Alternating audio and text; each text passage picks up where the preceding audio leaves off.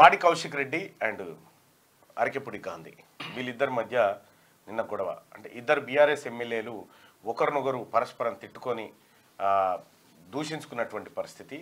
ఎందుకు మల్లన్న మరి ఆయన కాంగ్రెస్ పార్టీ కండువా కప్పుకున్నాడు కదా అని చెప్పి చాలామంది అనుకుంటుండొచ్చు. అయితే విషయం ఏంటంటే ఆయనే కొద్దిగా చెప్పిండు, నేను కప్పుకుంది కాంగ్రెస్ పార్టీ కండువా కాదు, అక్కడ దేవుడి వస్త్రం ఉంటే దేవుడి వస్త్రాన్ని నా మీద వేసారు, కాబట్టి నేను ఇప్పటికీ బీఆర్ఎస్ పార్టీ నాయకుడిని అని చెప్పి ఆయన చెప్పడం జరిగింది. సో ఈయన అరకెపుడి గాంధీ టెక్నికల్గా బీఆర్ఎస్ పార్టీలో ఉన్నప్పటికీ సో బాహ్య ప్రపంచం అందరికీ తెలిసిన విషయం, ఆయన కాంగ్రెస్తో అసోసియేట్ అయ్యింది అనేది అందరికి తెలిసినటువంటి అంశమే. అయితే ఇద్దరు బీఆర్ఎస్ పార్టీ నాయకుల మధ్య నిన్న గొడవ జరిగి చిలికి గాలివానైంది. విషయం ఏంటంటే బీఆర్ఎస్ పార్టీలో గెలిచి కాంగ్రెస్ పార్టీలో చేరినటువంటి ఎమ్మెల్యేలారా మీరు ఇగో ఈ చీర కట్టుకోండి, గాజులు దొడుక్కోండి అని చెప్పి పాడి కౌశిక్ రెడ్డి కొద్దిగా వివాదాస్పద వ్యాఖ్యలు చేయడం జరిగింది. చేసినటువంటి సందర్భంలో వివాదాస్పద వ్యాఖ్యలు చేసినటువంటి సందర్భంలో వెంటనే పార్టీ మారినమని భావించినటువంటి కొంతమంది రియాక్ట్ అయినారు. దాంట్లో ముఖ్యంగా అరకెపుడి గాంధీ గారు రియాక్ట్ అయిపోయి పాడి కౌశిక్ రెడ్డిని ప్రతి సవాళ్ళు విసురుకున్నారు. ఇద్దరు కలిసి సవాళ్ళు ప్రతి సవాల్, ఆ వీడియో ఉందా, సవాళ్ళు ప్రతి సవాళ్ళు విసురుకొని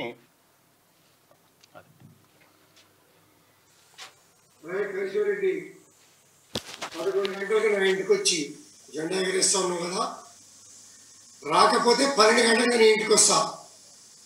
బ్రోకర్ నా కొడుక పార్టీలో చేరి పార్టీని బస్టు పట్టించింది కాక, పాత ముఖ్యమంత్రి గారిని నాశనం చేసింది కాక, కాంగ్రెస్ పార్టీ నుంచి కొంతమంది పెద్దలను తీసుకొచ్చి బీఆర్ఎస్లో జాయిన్ చేస్తామని చెప్పి తీసుకొచ్చినటువంటి బ్రోకర్ నా కొడుకు నువ్వు బ్రోకర్ నా కొడుకులతో నా ఇంటి మీద జెండా ఎగరేసుకోవడానికి సిద్ధంగా లేం, చేతులు కట్టుకుని కూర్చోలా. నా కొడుక నువ్వు నేను తేల్చుకున్నాం రా, ధైర్యం ఉంటే నా కొడుక, లేకపోతే నేను వస్తా. నా పోలీస్ సిబ్బంది కూడా అవసరం లే, వాడు మేము తేల్చుకుంటాం.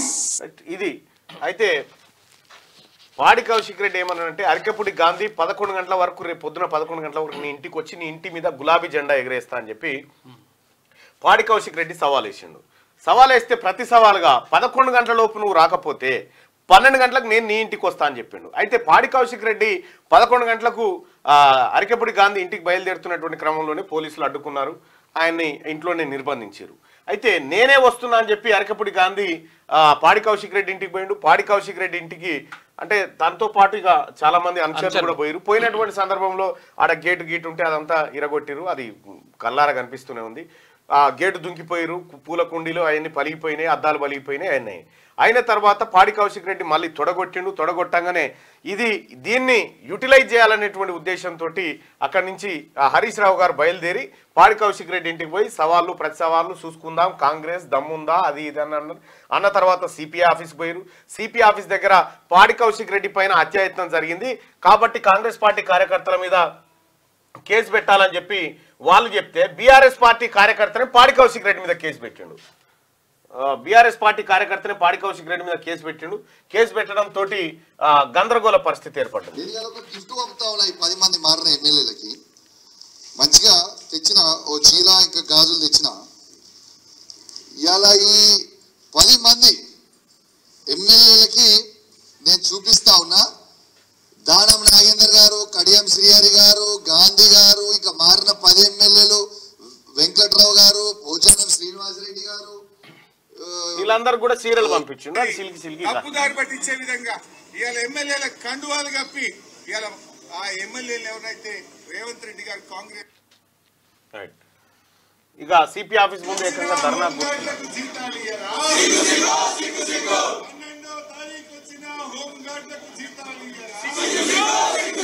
హోంగార్డ్ల ముచ్చట ముంగట వేసుకోండి. ఏం చెప్పాలి, ఎమ్మెల్యేలు ఎందుకు జాయిన్ చేసుకుంటున్నావు, ఇది తప్పని చెప్పొద్దా, జాయిన్ చేసుకున్న వాళ్ళని రాజీనామా చేయమని చెప్పొద్దా.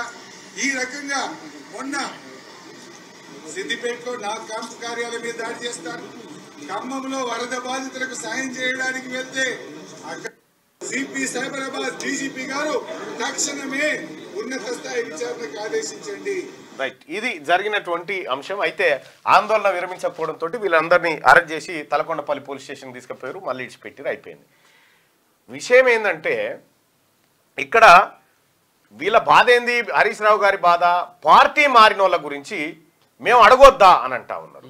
గతంలో బీఆర్ఎస్ పార్టీ నాయకులు పార్టీ మారిన వాళ్ళని అడిగితే, ఆ పాట ఉండగా ఒకటి ఇప్పుడు ఉందా, పార్టీ మారిన వాళ్ళ గురించి అడిగితే అప్పుడు కేసీఆర్ ఏం మాట్లాడిండు, వీళ్ళు పార్టీ ఫిరాయింపుల గురించి వీళ్ళు మాట్లాడుతుంటే దయ్యాలు వేదాలు వల్లించినట్టుగా ఉంది. ఇది సరే, పార్టీ ఫిరాయింపులు వ్యవహారం పక్కకు పెడితే హైకోర్టులో వ్యవహారం ఉంది. హైకోర్టు ఓ 4 వారాల లోపల ఆ వ్యవహారం ఏదో తేల్చురని చెప్పింది. దాని మీద స్పీకర్ కార్యాలయం ఏం చేస్తుంది, స్పీకర్ నిర్ణయాధికారం వేరే కాబట్టి ఆయన తీసుకునే నిర్ణయం ఫైనల్గా ఉంటుంది. ఇది పక్కకు పెడితే ఇప్పుడు ఎందుకు ఈ పంచాయతీ వచ్చింది, ఎందుకు ఇది సిలికి గాలివానైంది అంటే కాస్ట్ సెన్సస్ అనేటువంటి చర్చ వచ్చింది కాబట్టి, ఈ చర్చ తెలంగాణ సమాజంలో చర్చ అవుతుంది కదా, దాన్ని డైవర్ట్ చేయడానికి దుకాణం తెరిచారు బీఆర్ఎస్ పార్టీ నాయకులు. దాన్ని డైవర్ట్ చేయడం కోసం ఈ దుకాణం తెరిచారు అన్నట్టు. మీ గమనించలేనంత పిచ్చోళ్ళు ఎవరు లేరుడా, ప్రతిదీ గమనిస్తూనే ఉన్నారు ప్రజలు, గమనిస్తూనే ఉంటాం కూడా. ఇది బీఆర్ఎస్ పార్టీ నాయకత్వం డ్రామా ఇదంతా. ఇక ఇంకొక విషయం చెప్తా సోదరులారా, వీళ్ళు ఏంటంటే క్యాస్ట్ సెన్సస్ బయటకు వస్తే ఇలా లెక్కల దుకాణం అంతా బంద్ అవుతుంది కదా, ఈ బంద్ కాకుండా క్యాస్ట్ సెన్సస్ ను డైవర్ట్ చేసి క్యాస్ట్ సెన్సస్ ప్లేస్ లో వీళ్ళు వార్తగా మారిపోవడానికి వీళ్ళు ఆడుతున్నటువంటి డ్రామా. మార్నింగ్ న్యూస్ చూస్తున్నటువంటి మిత్రులారా, ఈ లైక్ బటన్ ఒక్క నిమిషం కోసం క్లిక్ చేయండి ప్లీజ్. లైక్ చేయండి, తర్వాత షేర్ చేయండి. మళ్ళీ ఏమంటాడు, ఆంధ్ర సెటిలర్లు అని చెప్పి మళ్ళా బీఆర్ఎస్ వాళ్ళు మళ్ళా తెలంగాణ సెంటిమెంట్ రెచ్చగొట్టాలి, మళ్ళా ఈ దుకాణం తెరవాలి, మళ్ళా బీసీ బిడ్డలను చంపాలి. ఇది వీళ్ళ కథ. ఎవరు సావడానికి సిద్ధం లేడు, సస్తే మీరు జావురి అంతే. బీఆర్ఎస్ మళ్ళా రెచ్చగొట్టే, హరీష్ రావు పని వల్ల రెచ్చగొట్టే కార్యక్రమమే, ఇంకొకటి కాదు. లైక్ చేయండి, షేర్ చేయండి. ఇక ఏమైతుందా వాళ్ళ బాధ ఏంది, ఇప్పుడు క్యాస్ట్ సెన్సస్ చేస్తే బీఆర్ఎస్ బాధ ఏంటంటే, ఒక గమ్మత్ ముచ్చట ఏంటంటే, ప్రపంచంలో ఉన్నటువంటి 195 దేశాల లెక్కలు తీసుకుంటే తెలంగాణ రాష్ట్రంలో ఉన్నటువంటి ముదిరాజుల కంటే 50 దేశాల జనాభా తక్కువ. తెలంగాణ రాష్ట్రంలో ఉన్నటువంటి ముదిరాజుల కంటే 50 దేశాల జనాభా తక్కువ. ఇది లెక్క. తెలంగాణ రాష్ట్రంలో ఉన్నటువంటి బీసీల జనాభా కంటే 64 దేశాల్లో జనాభా తక్కువ. తెలంగాణలో ఉన్నటువంటి ముదిరాజుల కంటే మన భారతదేశంలో ఉన్న 4 రాష్ట్రాల్లో జనాభా తక్కువ. ఈ లెక్కలు బయటకు వస్తే ఇలా గుండెలు వలిగిపోతాయి ఇప్పుడు. కాబట్టి క్యాస్ట్ సెన్సస్ ను డైవర్ట్ చేయడానికి ఈ డ్రామా ఆడుతా ఉన్నారు. ఓ పని చేయరి ప్రజలారా, ఎవరు ఆపకురి.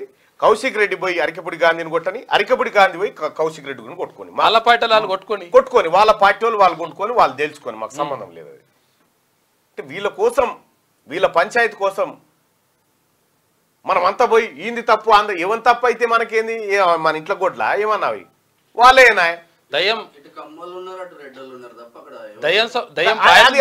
ఆ పంచాయతీతో బీసీలకు సంబంధమే లేదు. దయ్యం పాయసం తింటే మనకేంది, ఇంకేం తింటే మనకేంది. దయచేసి మార్నింగ్ న్యూస్ చూస్తున్నటువంటి మిత్రులారా, ఈ లైక్ బటన్ క్లిక్ చేయండి, అలాగే షేర్ కూడా చేయండి వాట్సాప్లలో. క్యూ న్యూస్ ఛానల్లో పనిచేయటకు అనుభవం గల సీనియర్ డిజిటల్ మార్కెటింగ్ వారు కావాలను సంప్రదించవలసిన నెంబర్ 8688926084. qnewsads@gmail.com ను సంప్రదించండి. లైక్ చేయండి.